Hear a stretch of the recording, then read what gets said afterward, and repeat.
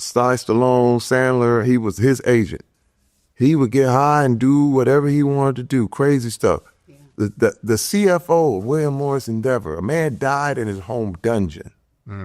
In his home dungeon. I'm going to tell you that. I'm not saying this to just, it's not a fake, it's not nothing. You can look it up right now. They might have swept it off the internet. Yeah, no, it's true. And wait, the police, man dead. But the police didn't do nothing. What is that? This is Hollywood. All this stuff is going, it's people got a whole bunch of stuff going on, right? And we walked in on it. We literally at this party, this guy comes and he's grabbing me, man, and I'm going, get off me, man. What are you doing? The man was high on something. He's on something. I'm like, yo, I'm not the dude. And now here I'm the only black man in this whole party. Like, I'm a boy. Yes. You know what I mean? Like, in 2016, Terry Crews was one of the most recognizable men in Hollywood.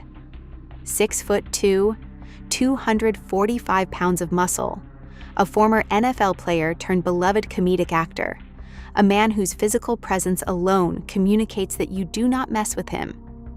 At a Hollywood party, a senior agent from William Morris Endeavor, the most powerful talent agency in the world, grabbed his genitals in front of his wife. What happened next is one of the most important and least discussed stories about how Hollywood's power structure actually works. Not because of what the agent did, but because of what happened when Crews tried to report it. The head of William Morris Endeavor looked Terry Crews in the eye and told him, "Give it your best shot." Today, we go through the full documented story. What happened at that party, what the agency did when Crews went public, the lawsuit, the settlement, the industry's response, and what was happening inside that same agency at the same time. A story reported by Hollywood Reporter and Variety that tells you everything you need to know about the environment Terry Crews was navigating. Everything in this video is verified and on the public record. Let's get into it. Terry Crews has told this story publicly and in detail on multiple occasions, on Dr. Phil, on The Today Show, on podcasts, and in congressional testimony. The account is consistent across every telling. At a Hollywood industry party in 2016, a man approached him. What followed was not ambiguous. The man grabbed Crews' genitals, directly, deliberately, and in front of his wife. I reached my hand out, and he takes his right hand and under mine and immediately grabs my genitals and I jump back like, hey, whoa. And he jumps back and he still does this tongue stuff and he's making weird noises and then he comes back again and grabs me again. And I slap his hand away, push him back more forcefully, and I'm like, what are you doing? The man was Adam Bennett, a senior agent at William Morris Endeavor, one of Hollywood's most powerful deal makers, a man who represented major studio clients and whose position at the agency gave him significant influence over who worked and who didn't in that town. Crews has described the immediate aftermath, the emasculation he felt, the anger, the calculation that followed. Because in that moment, with his wife watching, he made a decision not to respond physically. Not because he couldn't, but because he understood exactly what would happen if a black man in Hollywood beat up a powerful white agent at an industry party. Yeah. I said, hey, because you chose to not crush his head. Hey, and the thing is that even if I did, does that mean I didn't get molested? That's true. See, that's true. People want to say this, man. I started to examine it, and you have to examine it too, because I saw him and I saw this agent as another person caught in an addiction. You see, I saw it for what it was. Here's a man who had secrets he couldn't get out of. And he got all these clients and he risked it all. You understand what I mean? That's what the addiction does. You go, why would I risk this? And that's what people don't understand. The Epstein stuff, because what happens, it grows and grows. And you see the secrecy? And it grew. And it was under the carpet until the files got open and it stank. And it's nasty. And you see how rank and foul it gets because they all waited and were hoping one day, That question, calm, precise, devastating, captures something that most discussions of this incident miss entirely. The power structure was designed so that any response Cruz gave would have been used against him. What happened next is where this story becomes about more than one incident. Terry Crews did not stay quiet. He went through what he describes as the proper channels. He reported what had happened. He went to the people above the agent who had assaulted him. He went to the head of William Morris Endeavor. And the head of William Morris Endeavor, one of the most powerful figures in entertainment, looked at Terry Crews and said 4 words: "Give it your best shot." I said, bro, I can't let this happen. He said, give it your best shot. Yeah, do what you got to do. You understand how evil that is. If I'm you tell me I work for you.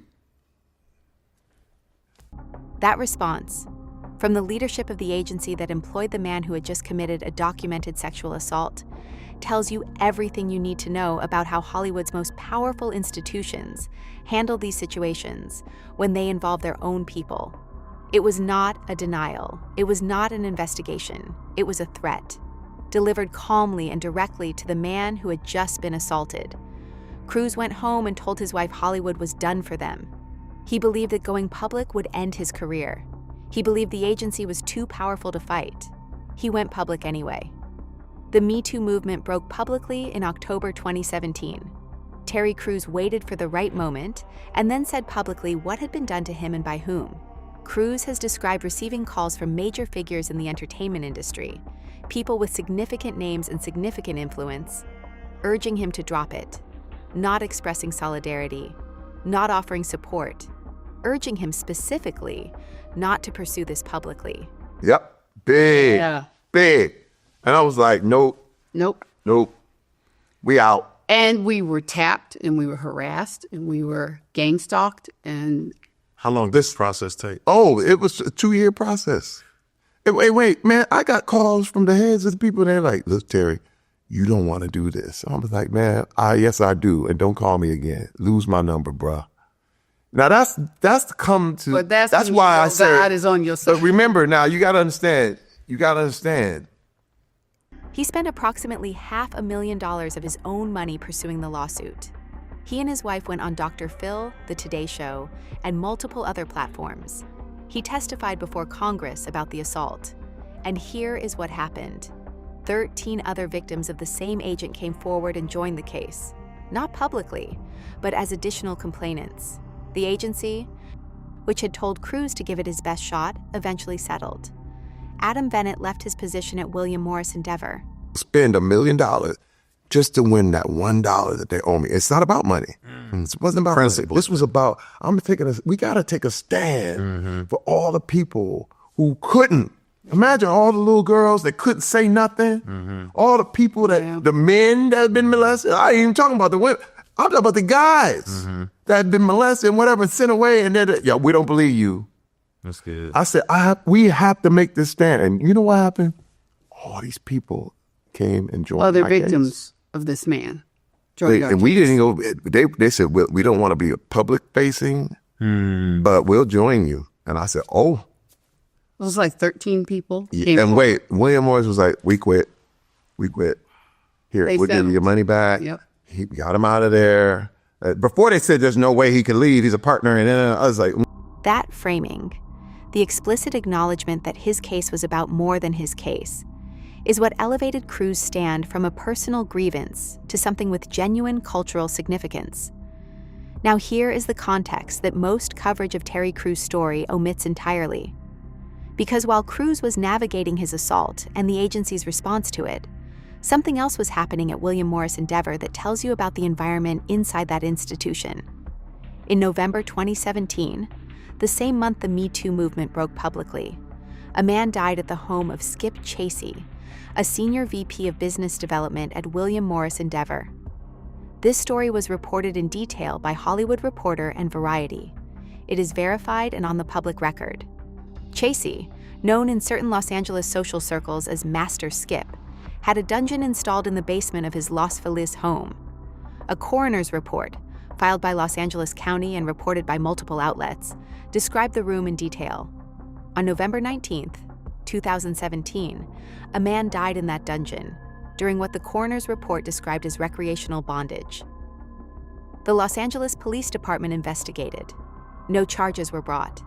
The agency stated publicly that it had learned of the death after it was first reported, and that the police investigation had been closed.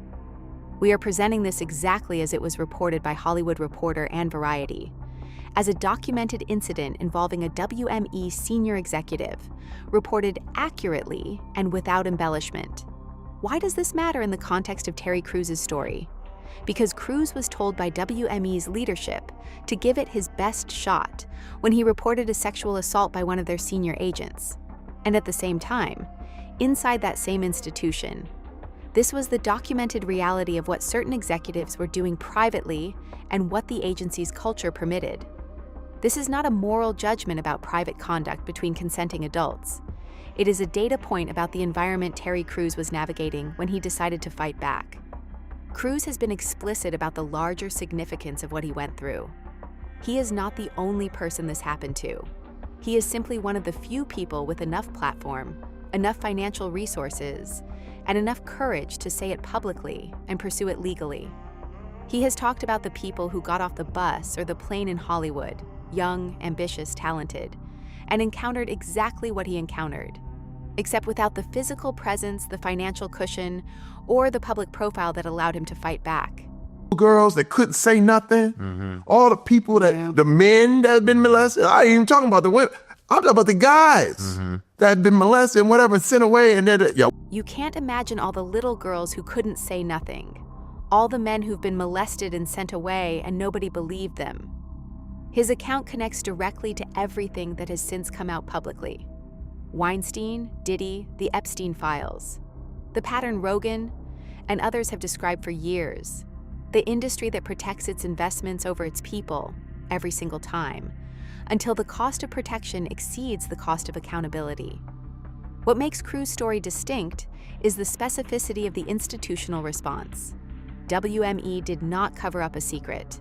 They looked the victim in the eye and told him to do his worst, because they believed, based on decades of operating this way, that they were untouchable. They were wrong. But it cost Crews $500,000, 2 years of legal fighting, and everything he describes as the emotional weight of being disbelieved and threatened by an industry he had given his career to. yeah, we're done. We're done. Yeah. Dude, you know what happened? I got more. Got more work. I got more. God gave me more. It went bigger. People were like, this is what we're talking. He's saying it.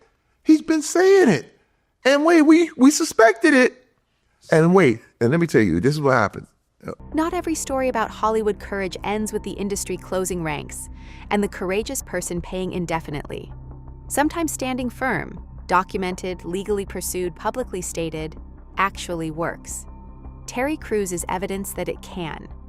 Terry Crews went up against William Morris Endeavor, the most powerful talent agency in Hollywood, with $500,000 of his own money, his wife standing beside him, and the absolute conviction that silence was not an option. The agency settled. The agent left. 13 other victims found enough safety in Crews' public stand to add their voices to the case. He was told by WME's leadership to give it his best shot. He did. And while all of that was happening, the same institution housed a senior VP whose private life ended in a coroner's report that Hollywood Reporter and Variety put on the public record. This is what Hollywood looks like from the inside. Not the red carpets, not the acceptance speeches, the phone calls telling you to drop it, the powerful man looking you in the eye and daring you to fight back, the institutional calculation that silence is always cheaper than accountability. Terry Crews refused the calculation.